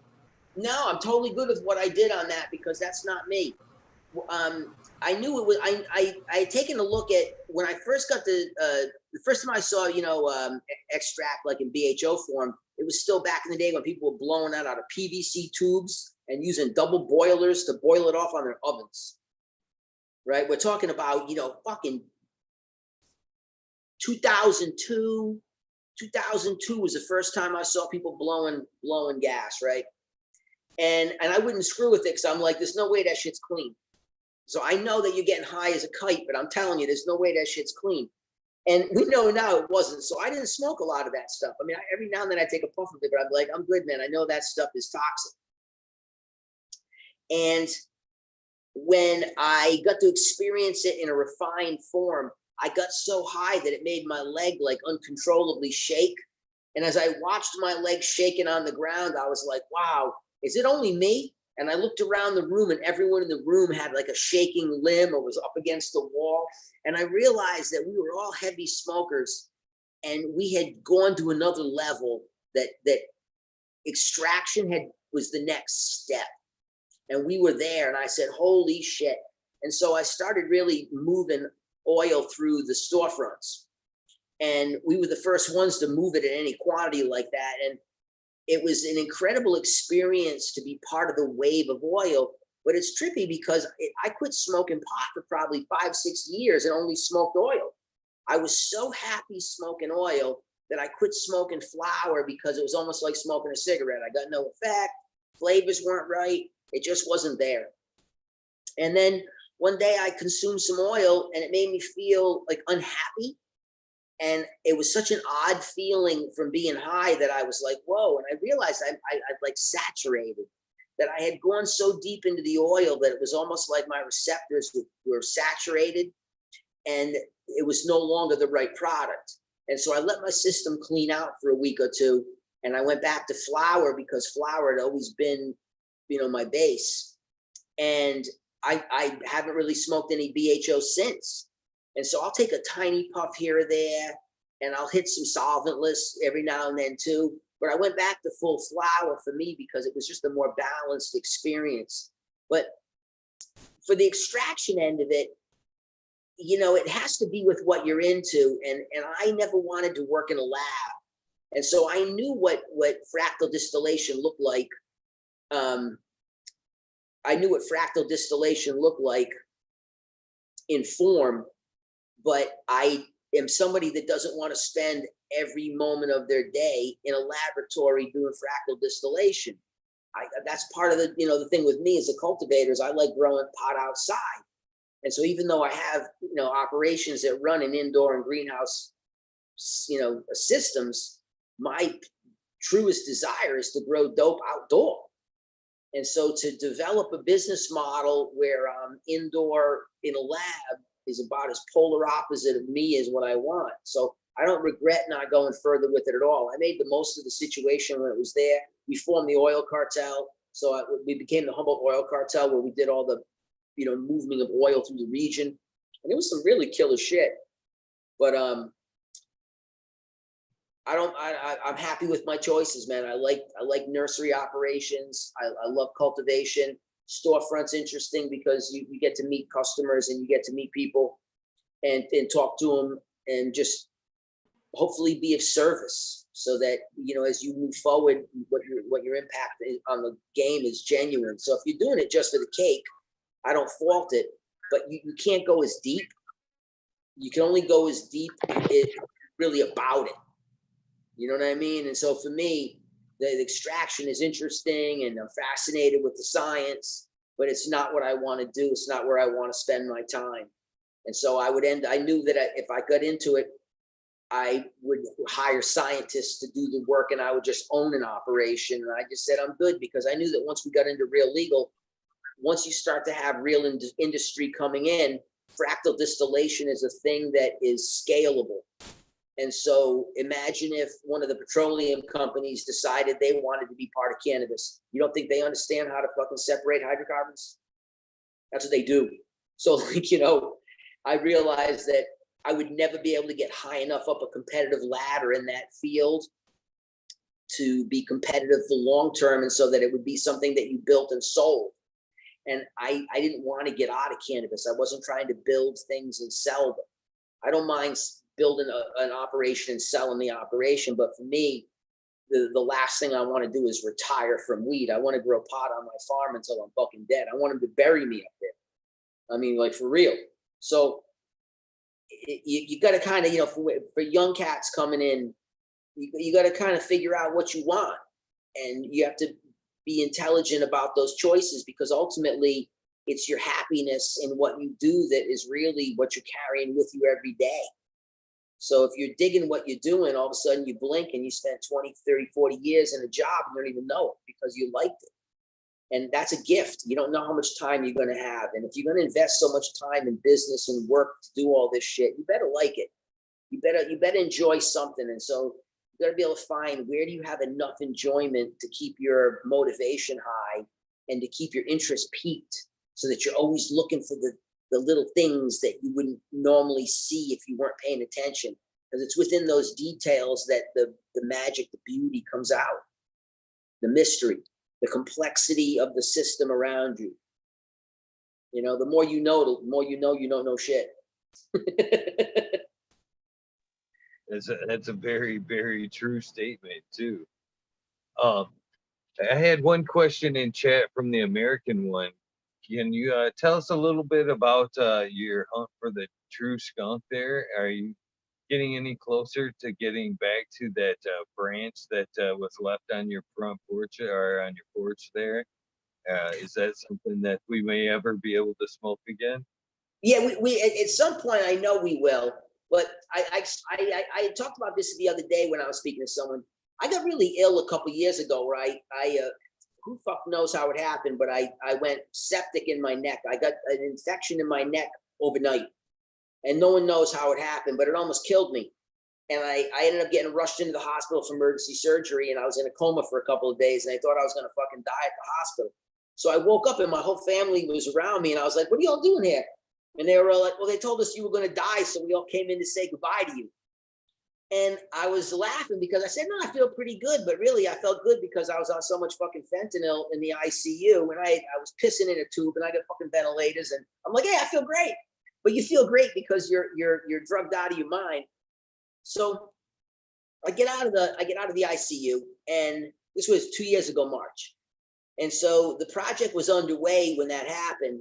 And I thought I was going to get to go right back to work and go back to working on all my projects. But man, for the first time in my adult life, I was weak. I was not strong. And I wasn't even as mentally sharp. It was almost like I was just slow. And I knew that at that moment that I was feeling the weight of that near death experience. And I had to put the project down for a second just so I could, work on my life. And when I get ready to relight up the project, because I had gathered some incredible shit, man, I got stock from all over the fucking place from back from the 70s forward. So I had this incredible bank of material that I was going to open up and start to look through. And by the time I become healthy again, to where like I have the energy to go do this, I'm now tied into a different nursery model, and I don't have the space to run all my R&D shit. And so what I did is I hooked up with some partners of mine that have a very large operation, and I licensed all the material to them so that I own it, but it's in their hold. And we're going to start going through it there to start doing the digging on it, to start mining out all that cool shit from that era. But it was, for me, though, it wasn't about like, I want to get it to market first so I could be the first one to sell the shit. It was really because I realized that I kind of wanted to reminisce about those days when I was in my 20s. And it wasn't like I wanted to be 20 because I'm happy being in my 50s, but I wanted to go and smoke pot from that era. And it was pot from like this really nice time in my life. And I wanted to have the skunks, but I wanted to have also all the other exotics that came out of those skunk lines. There was so much interesting shit at that time period that was all woven into those basic foundation blocks. And I knew that if we went through a big enough population, we would pull out some really beautiful material. And then, like I said, once the illness fucking grabbed me, I just didn't expect it to take me out for so long. I mean, it's funny, I had never been ill in my entire life, and I woke up in the morning and my tongue was hanging out of my mouth. I mean, literally hanging out of my mouth. And I said, what the fuck is wrong? So I go to the hospital, and they start panicking. They rush me to another hospital for emergency surgery. And I'm watching everybody freak out, and I'm like, oh, this shit isn't going well. And I ended up surviving it, but it stole some time from me that didn't let me work on that project when I had the ability to at my old facility. And the new facility is tied up with commercial business. And so I don't have the same resources to play the game that I did. And I was even going to do a lot of the developmental work at my farm. But the thing is that when you're paying the cost of the permits for the farm and how much you pay per square foot and how much you have to pay for all your taxes, by the time you're done, man, I'm not playing any games on the farm. I don't run any plant on the farm that I don't sell in batch, because otherwise everything has to get batch tested. If I'm running individual varieties, I got to get those tested, and it's become so expensive to do R&D that you physically can't do it. You can't afford it financially, and it becomes this trip into poverty to chase your cultivation dreams, which a lot of people do as cultivators, but they won't admit that it's not the right decision now. And so all that stock is held in another facility, and it's being opened up right now. And so it'll all pop out. When it does, we'll be able to pull some killer shit out and put it into the market, and it'll be great. And I'm not worrying about it because I'm not in a rush. It's funny, after I got ill, I feel calmer as an adult, where I always felt like I was always a little hungrier. And now I'm more relaxed, because there's nothing like a trip into near death and go spend some time on the other side to calm you the fuck down. When you come back, you're okay. You're like, it's all right. What matters is that we're here right now. And so, yeah, it'll sift out, and I'm excited to see it happen, because some of the stock that was the base stock was killer. I had a stunning 81 skunk out of Salmon Creek that was just, even in vegetative form, it filled the building with smell. The amount of scent coming off of that thing in volatile esters was incredible.